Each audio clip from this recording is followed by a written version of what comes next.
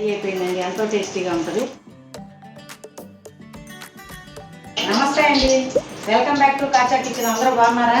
ఇప్పుడు మనం చేయబోయే రెసిపీ ఏంటనుకున్నారు, చేపల బిర్యానీ చేస్తున్నానండి. ఇదిగోండి, చేపలు ముందుగా మ్యారినేట్ చేసి పెట్టుకున్నాము.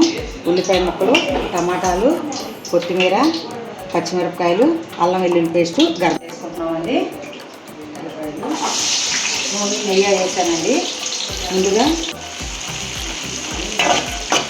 బాగా బ్రౌన్ కలర్ వచ్చేదాకా వేసుకోవాలండి. పక్కన బాండి పెట్టుకొని నూనె పెట్టుకున్నామండి. ముందుగా మ్యారినేట్ చేసి పెట్టుకున్న చేపలు వేస్తున్నాను చూడండి. ఫ్రై చేసి బిర్యానీలో వేస్తామండి.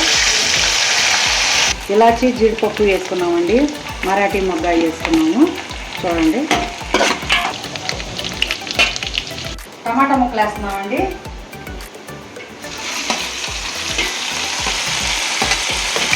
సాల్ట్ 2 స్పూన్లు వేద్దామండి. తర్వాత చూసుకొని వేసుకున్నాం అండి.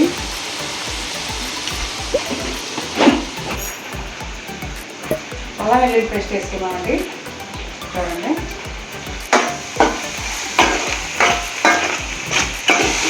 పచ్చివాసన పోయిందండి. నీళ్లు పోద్దాం. 3 గ్లాసులు బియ్యానికి 6 గ్లాసులు నీళ్లు పోతున్నామండి. నీళ్ళు తెరలేక బియ్యం వేసుకుందామండి. మూత పెడదాం. చేపలు ఎగుతున్నాయి చూడండి బిర్యానీలోకి.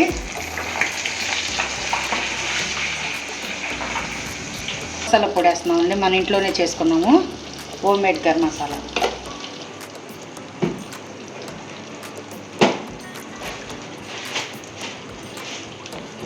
అటువంటి బాగా ఏగిన ఈ 2 వైపులు తీసేస్తున్నాం చూడండి. ఇవ్వండి. ఇప్పుడు బియ్యం పోసుకుందామండి చూడండి. చాలా కమ్మగా ఉంటుందండి. ఇలా చేసుకొని చూడండి ఒకసారి. చేపల బిర్యానీ ఎప్పుడైనా అప్పటికప్పుడు అయిపోద్దండి 10 నిమిషాల్లో. మీకు పిల్లలు రెడీగా కూర్చొని కూడా మనం పెట్టుకొని తినొచ్చండి. సెలవులు కదా, పిల్లలందరూ ఇంటికాడ ఉన్నారు. సాయంత్రం మాటలు ఏదో ఒకటి అడుగుతున్నారు, అందుకని ఇలా చేస్తున్నామండి. మీరు కూడా ఏం చేస్తున్నారు సమ్మర్లో కామెంట్ రూపంలో తెలియజేయండి. ఏం చేస్తున్నారు ఏంటో. ఇది కూడా బియ్యం వేసాం కదా. ఇప్పుడు మూత పెట్టేస్తున్నాం చూడండి.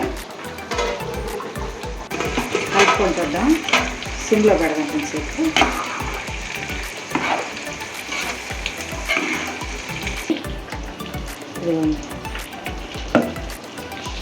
నెయ్యి వేసాం కదండి, మూత పెడదాం. రెడీ అయిపోయిందండి. చేప ముక్కలు కూడా పెట్టేసుకుంటున్నామండి. ఫ్రై చేసుకున్నాము. మనం ఫిష్ మీద మనం ఇంట్లో చేసుకున్న గరం మసాలా పొడి వేస్తున్నాం చూడండి. కొంచెం కొంచెం అట్లాగా పైన అంతా చల్లుకోవాలండి. ఇట్లాగా మన ఇంట్లో తయారు చేసుకున్న గరం మసాలా పొడి. ఇదిగోండి, కొత్తిమీర గార్నిష్ చేసాం కదా, ఇవి ఇట్లా ఎర్రగడ్డ పెట్టుకొని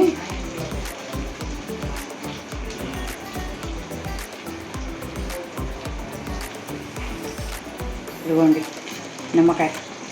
ఎంతో టేస్టీగా ఉండే ఫిష్ బిర్యానీ రెడీ అయిపోయిందండి. మీకు నచ్చినట్లయితే లైక్ చేయండి, షేర్ చేయండి, సబ్స్క్రైబ్ చేసుకోండి. రెడీ అయిపోయిందండి, ఎంతో టేస్టీగా ఉంటుంది.